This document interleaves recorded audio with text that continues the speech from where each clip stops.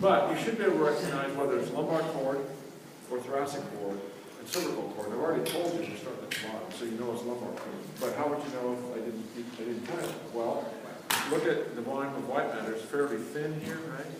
It's fairly small here. And we're going to see that the volume of white matter, the dark area, increases a lot as we start to go up the cord. So we already know, we've known for a long time that the volume of white matter is lowest in the lower part of the cord. So this is lumbar cord. If you said sacral, that's okay. But it's lower part of the cord, lumbar technically. Okay? Now, again, you also know that the gray matter in the spinal cord is not on the outer surface, but it's centrally organized into this butterfly pattern, this H-shaped pattern. There's a dorsal horn that caps out right about there. There's a ventral horn, which is very fat and big here. Right? And the dorsal horn is big and fat too. And then we had the intermediate zone, remember that through here? Which included the great commissure area here, and remember the central canal is obliterated. Now, again, another reason why then I would suggest that you should tell that this is either lumbar cord or cervical cord is because of the volume of gray matter. Remember, the volume of gray matter, the size of the butterfly, is biggest in those parts of the cord that innervate the extremity. So you've learned a few things this quarter, haven't you? At least that much. All right. So here, there's a large butterfly, lumbar cord, innervates the lower extremity. Now, we did go on to say that there are these stripes, lamina, layers of different nuclei that make up different parts of the spinal cord grays. That was referred to as the lamina brexit. And I don't expect you to identify most of the specific lamina. Generally, you should know that laminas 1 through 6 make up the dorsal horn, and lamina 1 is right out here at the top, and lamina 6 is at the bottom of the dorsal horn. I have asked you to remember that lamina 7 is this intermediate zone through here. And in the ventral horn, the motor neurons, the ventral horn, like see that big space there, that big space? Those are large multipolar neurons, cell bodies of motor neurons in the ventral horn. And the ventral horn cells, the motor neurons of the ventral horn, they make up lamina 9. Now, I'm not going to ask you to identify lamina 9 here, but generally you should remember that. Lamina 9 neurons are the motor neurons of the ventral horn. Okay, and then I did say that, the great commissure is lamina 10. But, the only other lamina that you really should know, and as in you really should know, as in you better know, is this area through here. This is near the tip of the dorsal horn, so it must be a lamina with a low number. It's lamina 2. What's another name for lamina 2? Substantial gelatinosis. And the reason I've emphasized that lamina to refer back, that's maybe helpful for review, is not all, but some of those neurons on lamina 2 are inhibitory interneurons that can modify the transmission of pain through the pain pathway. Not all the neurons are lamina 2. Actually, there's some tract cells in lamina 2 too, but you didn't hear that from me. I've emphasized that some of those neurons are inhibitory interneurons. So lamina 2, I think you should know. And another name for that is substantial gelatinosis. Now, again, the dark stained material is largely white matter. And so here we see some ventral root fibers which have already come off the cord. And these are some dorsal root fibers that are about to attach to the cord. And there's some dorsal root fibers attaching to the cord here and here. So this is the dorsal root zone. And at the dorsal root zone, we have, not for a while, but we have in the past talked a lot about a specific somatosensory pathway structure that's organized right there. What am I referring to? Lissauer's tract. Called Lissauer. And if I ask you to name Lissauer's tract, that's about how I'd word the question. Name the major ascending somatosensory pathway structure that's organized in this region right here. And that's the only one you know of, is Lissauer's tract. And remember, many of those axons are collateral branches of primary pain and temperature afferents, which are ascending and descending up the cord. All right, now, in addition, I could well ask you to name the major ascending somatosensory pathway structure that fills much of this area through here. And you wouldn't say vestibulospinal tract because that's not ascending, that's descending. And what tract would I be asking you to name in this region if I worded my question the way I did at the moment? The spinal thalamic tract. And it's carrying pain and temperature information that came into the cord from the contralateral side of the body. You know that. Now, if this is lumbar cord, you should also know that lumbar cord, that the axons that dominate the posterior funiculus in this area comprise a major ascending somatosensory pathway structure that's called what? Fasciculus gracilis. Remember, it's carrying things like fine touch and vibration, at this level also proprioception, from the ipsilateral lower lobe. And that's stuff you should know, okay? Now, we have also gone on to talk about that in the lateral funiculus and in the anterior ventral funiculus, in this part of the white matter, there are several descending motor control pathway structures. In here, the major one in this region is the lateral corticospinal tract. There's also a smaller rubrospinal tract, which frankly we never talk much about. We have also said that other descending motor control pathways out of this territory include the lateral reticulospinal tract, and also in this territory there's a vestibulospinal tract. So if I ask you to name one descending motor control pathway in this region, there's several you could choose from. In addition, in the anterior funiculus here, there's some descending motor control pathways that include probably still a tectospinal tract, probably still some medial longitudinal fasciculus, descending part, and maybe still some anterior corticospinal tract, and there's also a medial reticulospinal tract. So in this region, there are several descending motor control pathway structures or systems. So again, I could ask you something like that. Now, that was slide 2, and I forgot to mention that. This is slide what then? 3. So we're going up to a higher level.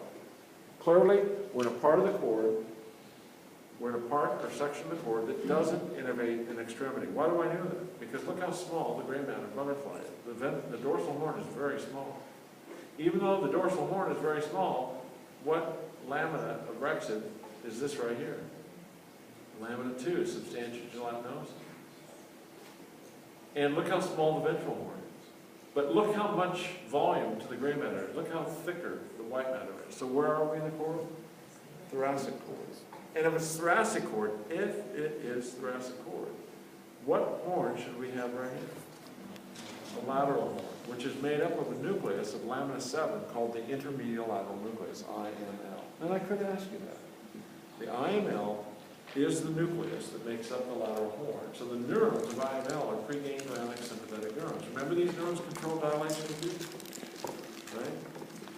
Now, in addition, on this cartoon, we said that in lamina 7 here, in addition to IML and the lateral horn, in thoracic cord there's a large nuclear, very obvious nuclear structure here called the nucleus tersalis, or Clark's nucleus.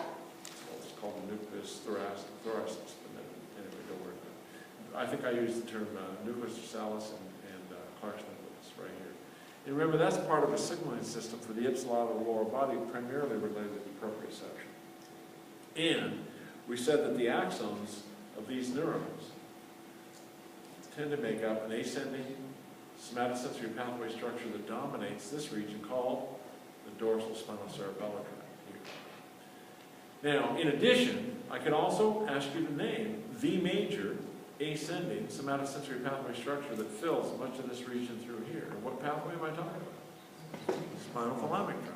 If I ask you to name one descending motor control pathway in this region, I'd probably name the lateral corticospinal tract. If I ask you to name one descending motor control pathway in any of these regions through here, there's several you could choose from. Reticulospinal is always a good choice because there's a medial and lateral. Okay, vestibulospinal is always localized pretty much close to this region down through here, so that'd be a good one to name. And it's a major descending motor control pathway, vestibulospinal tract. Now remember, it's not as well shown here, but there is a major somatosensory pathway structure in here, which would be Lissauer's tract. It's somewhere in here. And then, I wouldn't ask it here. I said I would not ask it here. But technically here, we have a more midline fasciculus gracilis, and we're starting to assemble fibers that are starting to make up a fasciculus cuneatus, but it's not all that obvious here. Now, this slide does show an area I like to remind students about, and I sometimes ask it, but you should remember it nevertheless. And that's that little area of white matter right there. We call that the anterior white commissure. Why is that important anatomically and clinically? Fibers that decussate in this area of white matter through the anterior white commissure, we said fibers that decussate cross over and contribute to the contralateral spinothalamic tract. So this is where pain and temperature fibers cross from one side of the cord to the other. And that's kind of important. Okay? Now, that's slide 3. That's about what I think of slide 3. Could we go to this slide? 4. Still spinal cord. I could ask you, what level of cord is this? Well, we're going up. You know it's cervical, but could you identify this as cervical and why it's cervical? If I just showed it to you randomly? Well, you should be able to, because look how big the butterfly is. The butterfly is. It's pretty big. Dorsal horn's pretty big. Ventral horn's pretty big. No, the gray commissure is kind of thin side to side, but a lot of gray matter. So it must be taken from one of the enlargements of the core. And then, compared to the first slide we looked at, look how thick the white matter. Look at the volume of white matter, the number of axons. So we're really high in the core. So it's cervical core. I think it's pretty straightforward. Now, again, the lamina of Rexa are difficult. You should generally know that lamina 1 is out near the tip of the dorsal horn, somewhere here. Lamina 2 doesn't show real well on this slide, but it's basically through here. Lamina 6 is going to be at the base of the dorsal horn.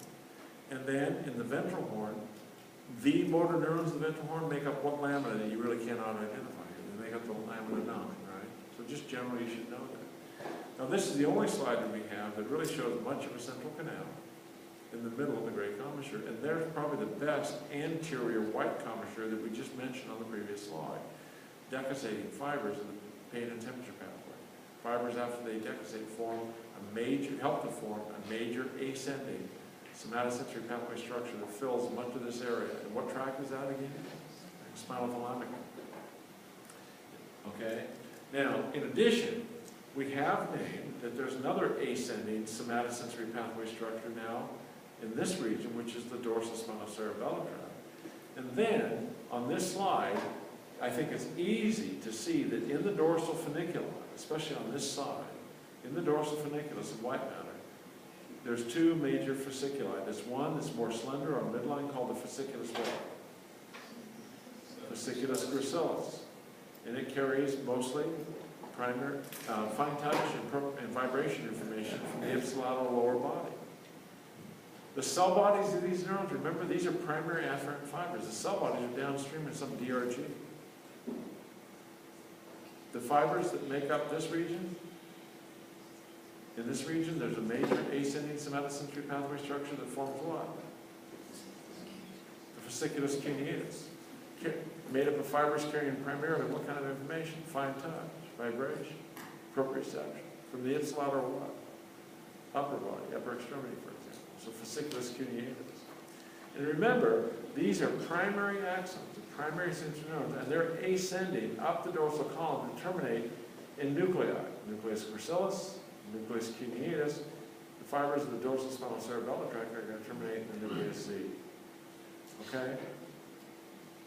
And again, there are descending motor control pathway structures that are mostly in the lateral funiculus and in the anterior funiculus, including lateral cortical spinal, some cerebrospinal that we didn't talk much about.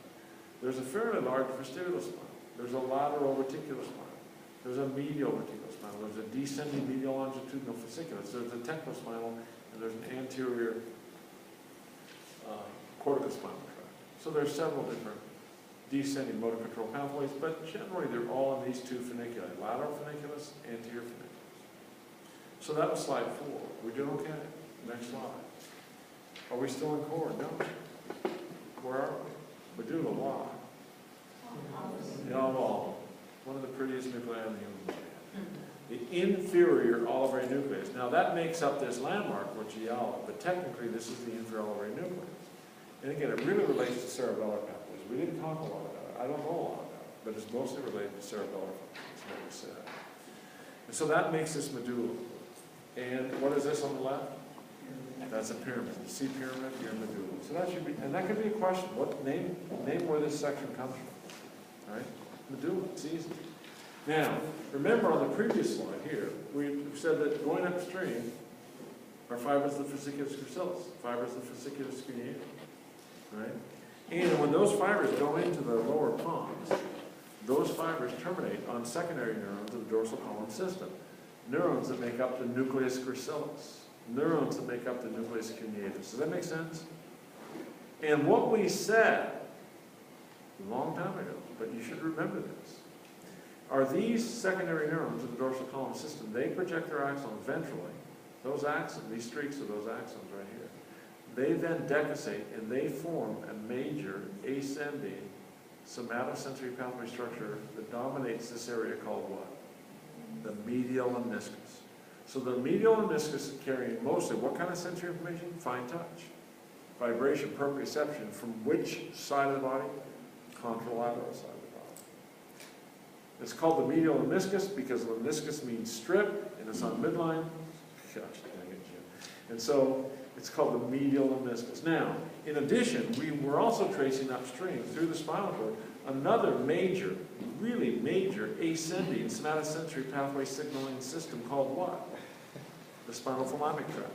And when that tract goes up into the medulla, there's no room for the spinal thalamic tract in the anterolateral quadrant. So it gets shifted into a more lateral position. So the spinal thalamic tract is usually mapped about here. Usually mapped into about this region. And it's carrying pain and temperature information from the contralateral side of the body. Now, I think it's very important for you also to remember that at this level of the core, of the medulla, which is lower medulla, it's a slide 9, I think it's important that you remember that we're also picking up near the bottom edge of the spinal trigeminal nucleus. And this is probably getting close to the pars caudalis of the spinal trigeminal nucleus, and right next to it is the spinal trigeminal tract. And if you need to review it, maybe you should briefly, I wouldn't spend a lot of time with it, but this is part of a pain signaling system from the ipsilateral phase. Right? And remember that the pars caudalis and the spinal trigeminal nucleus are neurons that receive pain input from the ipsilateral phase, and then these secondary neurons send their axons across midline into a trigeminal thalamic tract, which is really mapped down in here, but I've placed it more in here. And that trigeminal thalamic tract is now carrying that same pain information from the left side of the face back upstream over the secondary pathway. Okay? Now, so that's kind of what I see on this slide in the lower medulla. But again, I'd emphasize that you have 3 major nuclear structures here. 2 are receiving input that came up from the core, nucleus gracilis and nucleus cuneus, but now 1 that's receiving some important information, pain, from the face. So I think that's kind of important to remember. Now, this is slide 11, so we're a little higher up, because you know we're climbing the nervous system here on these sections. But we're still where? We're still in the medulla. Why? Infraelbow nucleus. We're still in medulla. Why? Pyramid. And if we're in medulla, by gosh or by golly, what major ascending somatosensory pathway dominates this area right through here? It's medial lemniscus, a major signaling system, signaling information that came into the nervous system from the spinal cord, from tissues innervated by spinal nerves. In addition, there's another major ascending somatosensory pathway signaling system that occupies this position. What is it? Spinal thalamic tract carrying pain and temperature from the contralateral side of the body. Okay? And next, fairly close to the spinal thalamic tract, is the spinal trigeminal nucleus and the spinal trigeminal tract. It's going to relay pain and temperature information from the ipsilateral phase. Okay? Now, in addition, on this slide, things are starting to get bigger, or other things are starting to happen, I should say. This is the beginning of the inferior cerebellar peduncle on this side. It's barely starting to form on this side. Fourth ventricle is here, but we've taken off the cerebellum, so the roof's gone, but that's fourth ventricle. And the floor of the fourth ventricle, look, there's an extensive array of nuclei right here. And these are all nuclei associated with cranial nerves. And some of the more lateral parts of the nuclear complex are related to the eighth nerve. This is part of the vestibular nuclear complex right in here. Those are actually part of the cochlear nuclei, which are better seen in the next slide. So vestibular nuclear complex, which is going to extend through the upper medulla into the lower pons. We're going to see that in the next few slides. And then also on this slide, close to midline, pretty big nucleus here, pretty big nucleus here. These are the hypoglossal nuclei. These are lower motor neurons that send their axons right down through here. They exit the brainstem between the olive and the pyramid as the filaments of the 12th nerve, and they go out to innervate what kind of muscles? Tongue muscles. You lesion a hypoglossal nucleus on the left, or the left hypoglossal nerve, you get paralysis of muscles in the tongue on the left side, and when that patient tries to protrude their tongue, what direction does their tongue go towards? The paralyzed side or to the non-paralyzed side? To the paralyzed side. Because the good genioglossus, the right genioglossus, deviates to the tongue to the weak side. Okay, if you don't understand that, go back and look at the notes. If you still don't understand it, come see me. Talk to your friends. Okay? So that's the hypoglossal nucleus, right here.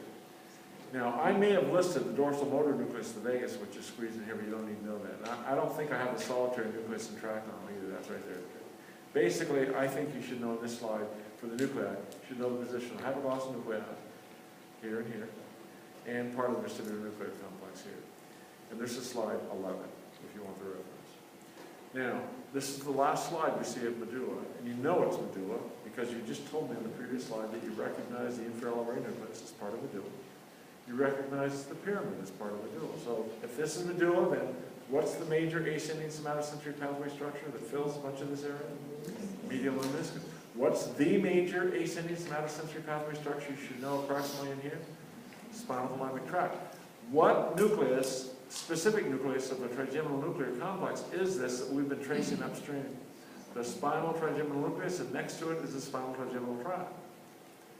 And then here's the inferior cerebellar peduncle, also known as the restiform body. On this side, the same thing. Here's the fourth ventricle. There's the foramen malushka. So if you can see foramen malushka, you're in the, and you have medulla, you're in the uppermost part of the medulla, just below the pons. And if you're there, what foramen is this?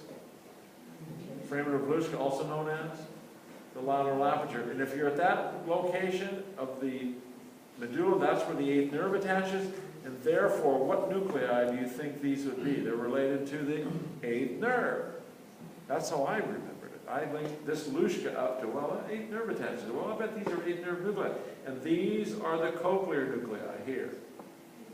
And damage to these cochlear nuclei, destruction of them, would give you an ipsilateral hearing loss. Most all of this is a vestibular nuclear complex.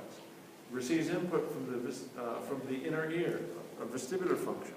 This is the origin of vestibular spinal tract fibers, medial longitudinal fasciculus fibers. This is a major motor control area that we've talked about. Again, so the vestibular nuclear complex is, yes, mostly located in the medulla, the floor of the fourth ventricle. But I'm going to skip ahead real quickly. It also, that vestibular nuclear complex also extends up into the lower pons, and this is a section of the lower pons I'll come back to in a minute. And it's most of this nuclear territory is vestibular nuclear complex as well. Now, in addition, on this slide, we did say in lecture, and this is more of a lecture thing, that one could experience loss of blood supply through the posterior inferior cerebellar artery on one side, or you could lose blood supply from branches of the posterior inferior cerebellar artery that supplies blood to the lateral or dorsal lateral medulla. So you can get an infarct that's pretty big that impacts this region but leaves midline structures alone. It results in something called lateral medullary infarct, also known as Wallenberg syndrome. And this is for lecture. But in that lesion, in this region, you're going to lose the spinal thalamic tract or impact it. So you're going to have loss or decreased pain from which side of the body? Contralateral body. You're going to lose the spinal trigeminal tract and the spinal trigeminal nucleus, so you're going to lose pain and temperature information from which side of the face? Ipsilateral face. You're going to have a lesion that interrupts many of the incoming and outcoming pathways of the cerebellum because of the lesion to the inferior cerebellar peduncle. So you're going to have a patient with ipsilateral cerebellar disturbances. You're going to have a patient, right, that's going to have some ipsilateral hearing loss because of damage to the cochlear nuclei, and you're going to have a patient that has disturbances in the vestibular nuclear complex, so this person is going to have trouble standing up. They may fall down. Their eyes are going to go fast, drift, fast, drift. I mean, slow, fast, drift, which is called what? Nystagmus. So all those things go along with a single lesion in this part of the brain, in the lateral medulla.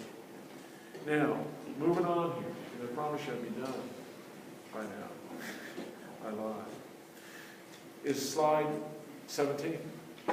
We're no longer in medulla, we're in pons. How are you going to tell that this pons if I ask you to name this part of the brainstem? Well, one thing, there's no true pyramid. Dang it. For one thing, there's no true pyramid down here, and there's no inferior ray nucleus, right? And we see some crossing fibers here, which are some pontocerebellar fibers, there's some pontine nuclei, and then here's a cut-off middle cerebellar peduncle, Now the other thing is, we said a long time ago, when you go from medulla into pons, the medial lemniscus shifts its position to the middle of the pons. The spinal thalamic tract, which is lateral in the medulla, shifts its position to near the medial lemniscus. So here we have the whale, remember the whale? It's the medial lemniscus being the head and body of the whale. The spinal thalamic tract mostly making up kind of the base of the tail of the whale through here.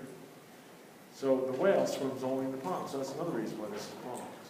Now frankly, listen carefully, this slide's mostly in here because of its relationship to some cranial nerve structures. Here's the fourth ventricle, and in the lower pons, in the floor of the fourth ventricle, there are some mounds or hill, or should I say colliculi. This is slide 17. These are called the facial colliculi. Now, despite the fact that these are called the facial colliculi, what cranial nerve nucleus dominates that mound or hill?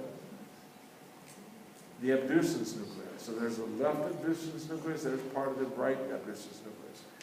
These are lower motor neurons that send their axons like this. See these axonal streaks right here? They send their axons to exit here as a sixth nerve, and they go out to innervate what single muscle in the orbit? The lateral rectus. Now, despite the fact that on slide 17 you can see the abducens nucleus within the facial colliculus, we can also see here, best on this side, there's probably some of this on this side. This is the facial motor nucleus. These are lower motor neurons that innervate skeletal muscles that innervate about the seventh nerve. And we said that they send their axons in this direction. They loop over the top of the abducens nucleus, go by it without synapse, and then they exit back through along here as the motor root of the seventh nerve, and they go out to innervate all the muscles of facial expression on the ipsilateral face and three other muscles. Stapedius, posterior belt of the gastric, the subtle iris. So the reason why this is called the facial colliculus here is because the facial nerve fibers are closest to the fourth ventricle. But a lesion here in the left facial colliculus would interrupt how many nerves? Two nerves. The motor fibers of the seventh nerve, so you get paralysis of all the muscles of facial expression on the ipsilateral face, plus those other three muscles. And you get paralysis of the lateral rectus muscle, and as a result, what would the ipsilateral eye position do? With paralysis of the lateral rectus. Well, the medial rectus is unopposed, so you get medial or internal strabismus of the ipsilateral eye, because the medial rectus pulls the eye into abduction. So frankly, on this slide, if you're still here, if you're still awake, if you're still listening, I would know the abducens nucleus, and I would know the facial motor nucleus, and the fibers of the seventh nerve and the fibers of the sixth nerve. You get the drift? Okay, slide 19, upper pons. I can ask you to tell me what part of the brainstem is represented. How do you know it's pons? Well, first of all, there's no pyramid. Do we agree? There's no inferior ulnar nucleus. Do we agree? Could we agree that these are all pons cerebellar fibers crossing over to make up the middle cerebellar peduncle that has been cut off here? Right? And, my gosh, I see whales. I see whales. There's the medial meniscus, spinal thalamic tract is up in this territory, and the trigeminal thalamic tract is along the back of the whale. Now, this is getting up in the upper pons, the level of which the fifth nerve comes in and out. We can still see a narrowing fourth ventricle. These are the superior cerebellar peduncles, which are going up to the midbrain. As they go into the lower midbrain, they're going to decussate. The superior cerebellar peduncles are going to decussate. We'll see that on the next slide. But at the level of the upper pons, where the fifth nerve comes in, there are two nuclei here. There's actually three, but only two of which you need to know. There are two nuclei that are part of the trigeminal nuclear complex. The more lateral one, a long time ago, we called the pontine trigeminal nucleus, or the chief sensory nucleus of the fifth nerve. And these are secondary neurons that receive either fine touch or vibration or proprioceptive information from the ipsilateral face. The more medial nucleus that we more recently talked about is called the trigeminal motor nucleus. These are lower motor neurons that send their axons out of the brainstem to innervate the muscles of mastication plus four of the muscles, is what we said. So that's the trigeminal motor nucleus right here. And I think you should know that. Okay? That's slide 19. Can we go to the next slide? Slide 23. Are we still in pons? Well, okay, there's a little bit of pons right here. Ignore that. But most all of this through here is all midbrain. Why midbrain? Because what opening is that? Cerebral aqueduct. What's the gray matter band around it? Periaqueductal gray. Gillette's going to talk about some of the neurons of periaqueductal gray next quarter. They're going to play a prominent role in modification of pain modification pathway circuits. Okay? So periaqueductal gray. These are colliculi. I call them inferior colliculi, although we've gotten this discussion earlier. Technically, they're superior colliculi. I'm not going to ask you to tell me which colliculi these are, but these are the decussations of the superior cerebellar peduncles. And at the level of the midbrain, and this is slide 23, at the level of the midbrain, where you have the decussations of the superior cerebellar pedicles, that's the level where you have the trochlear nuclei. So there's the right trochlear nucleus, and there's the left trochlear nucleus. And obviously, they send their axons out as a fourth loop, excuse me, to innervate a single muscle called the superior oblique. Now, technically, we did say, and it gets complicated, but the neurons, the lower motor neurons of the left trochlear nucleus, their axons actually become the opposite, or right trochlear nerve, innervate the contralateral or right superior oblique muscle. I'm not going to get that specific with you. I might ask you to name the trochlear nucleus, or tell me what it innervates, but I'm not going to worry about the ipsilateral contralateral. Okay? So that's some important features of this slide. Now, also in this slide, we've spent a bit of time over the last several weeks mentioning this big white matter structure that's part of the cerebral peduncle, but it's actually a white matter structure called the cerebral grooves. And most all these fibers are descending motor control fibers, corticopontines, pyramidal fibers in the middle, but there's others in there as well. And then what nucleus do we see right here? That's substantia nigra, which is part of that basal ganglion circuit.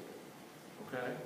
So there's a few things on this slide. Now, in addition, we traced up from the spinal cord some major ascending somatosensory pathway systems that transitioned into medial meniscus and continued as the spinal thalamic tract. So we had two systems. And remember, we said that in the midbrain, you may not remember that I learned to see the cornucopia, or the horn of plenty. And the medial meniscus forms this part of that white matter structure, and the spinal thalamic tract is distributed more to this part of this structural element that I'm outlining here.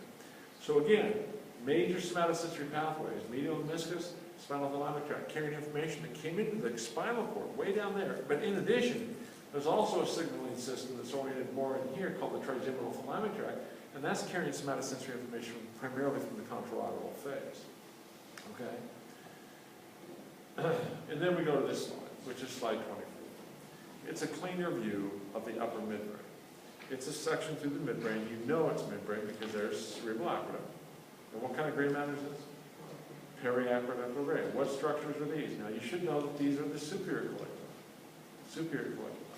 Because at the level of the superior collicula, there's going to be the oculomotor nuclear complex on the left and the oculomotor nuclear complex on the right. You're going to not see that very well. Well, there are other clues here, but that's where the oculomotor nuclear complex is.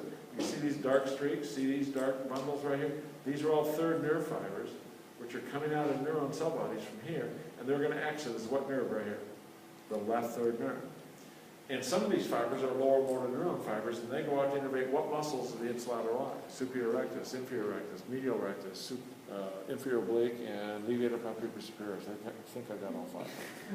Okay?